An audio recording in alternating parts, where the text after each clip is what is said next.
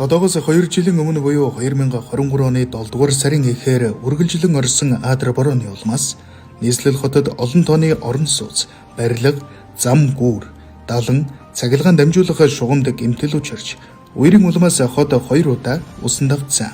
Тухайлбал 2023 оны 7 дугаар сарын 5-ны өдөр үргэлжлэн орсон борооны улмаас Сэлэв голын ус үерлэж, далан нурснаас үүдэж Баян зүрх дүүргийн 43 дугаар хорооны орон сууцны барилгын нэг давхар үер тавцсан. Улмаар барилгын зойрны давхарт байсан автомашинууд живж, иргэд их хэмжээний хохирол амссан билээ.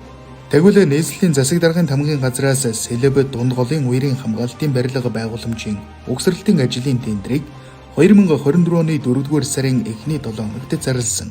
Тодорхойлбол Эс аутлет дэлгүүрийн барилгыг нурааж 1.5 км-ийн зайд төмөр бетон хийцтэй далан барихаар төлөвлөж нийт 20 тэрбум төгрөгийн хөрөнгийг шийдсэн байдаг.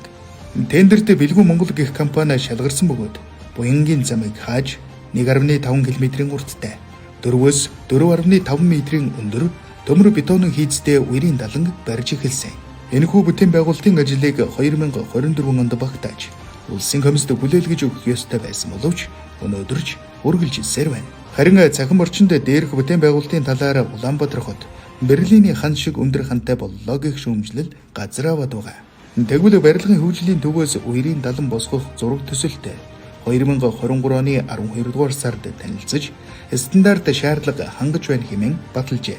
Мөн голын голдрлыг өөрчилж уурхайн зэрэмтгэлсэн талбай шиг болгосон гэх шүүмжлэлд ажил гүйцэтгэгч компани төлөөлөл тайлбар өгөхдөө бид далангийн ажил дууссаны дараа голын голдрлыг эргэн хэвэнд нь оруулна гэх тайлбарыг өгсөн.